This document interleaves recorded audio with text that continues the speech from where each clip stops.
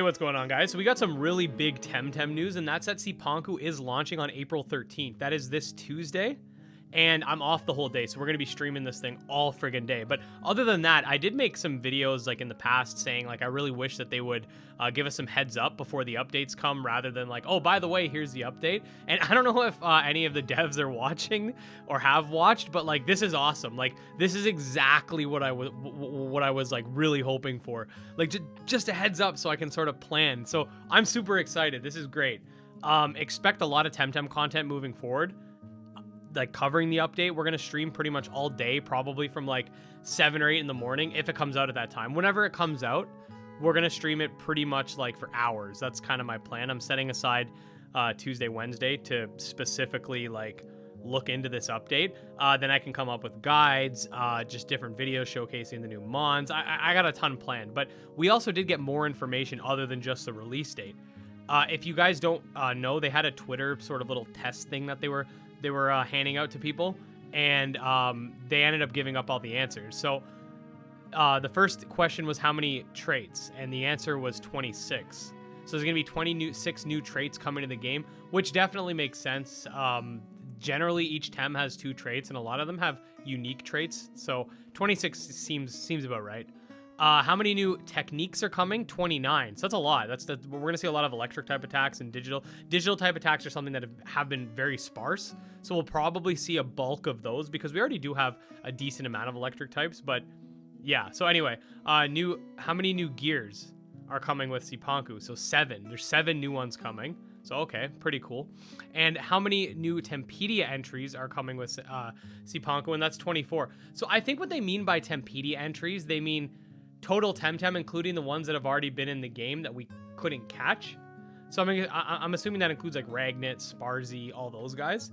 And with the gears, I'm kind of curious what they're probably going to be more geared towards, like, no pun intended, towards like digital types and stuff like that. Like, you know, you have ones that boost certain type attacks and lower certain incoming attacks. We might see ones that are catered towards electric and digital on that front.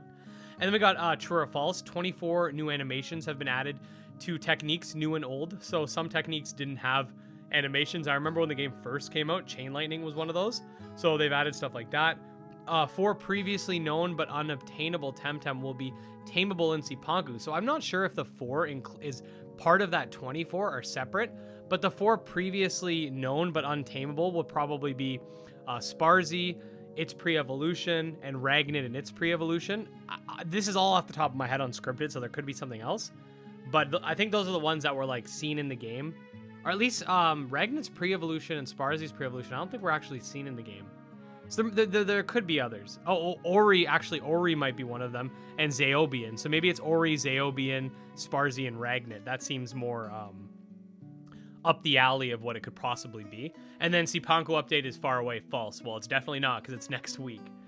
So they also released this sort of what you've missed during the last year of Temtem's early access. We can definitely read through this, sort of talk about what the game has had to offer until this time, and sort of, you know, they might give us a little teaser of what's to come. I haven't personally read this. I kind of wanted to react to it with you guys. But yeah, so we're gonna go through this, and I guess this will be especially useful if you haven't played the game yet. After a year and a bit of Kickstarter alpha testing is a very hectic stress test, Temtem launched onto PC early access on January 21st, 2020, and I can zoom this in for your guys' convenience. Now, a little over a year later, we're excited to share that the Cipanku update will be by far our largest update. With Cipanku closer than ever, keep reading to find out exactly how close, we feel it's an excellent time to make a quick recap of what's gone down in terms of features during the first year. So what's gone down since early access? Well, here's a multitude of things we've been working on since we've last seen you. Click the links if you want to know more about each specific feature or patch. So we got Kisiwa and PS5.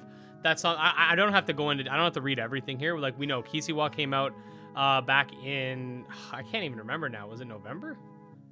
Or was it, I don't even remember now. Was it October? I can't remember, but Kisiwa came out.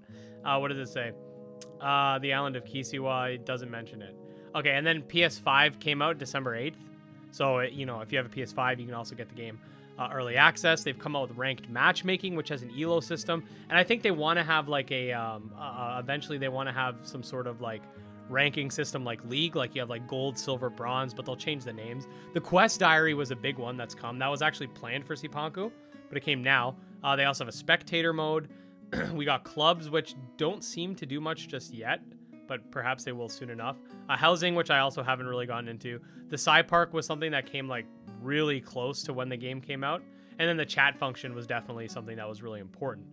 You got dojo rematches, which are basically something you can do to earn some extra cash. You got radars, which radars, if you don't know, are the sort of thing that helps you shiny hunt. Basically, think of like the Dex Nav thing from Pokemon, I believe it was Oras. Kind of similar to that. We got fishing, specifically for Koish, and wishing wells, which I haven't really done much of.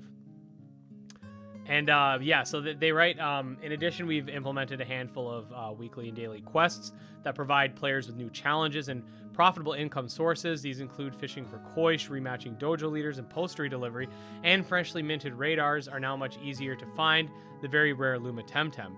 You should test your luck at new wishing wells, whose loot pools range from cosmetic dyes to pheromones. But that's not all. These patches also added native control remapping, the climbing gear, a vault store to stuff. A vault to store stuff rather, player titles, a photo mode for the Tempedia, the battle login, the battle log rather, in-game reporting tools, and some new languages too. All of this plus Temtem and its evolutions, new items, traits, techniques, a million balance changes, a gazillion bug fixes, and many of quality of life improvements that have made Temtem more balanced, smoother, and generally more enjoyable. So what comes next? Cipanku will give you the chance to meet the first mythical Temtem. Don't forget about that. Mythical Temtem, unlock the teleport feature, which is huge, and discover new Tempedia entries, a new dojo, and more. Mark the date, Tamers. You have an appointment with Cipanku on April 13th. Now, we're not exactly sure when on April 13th, but April 13th. See you in Cipanku very soon, TM.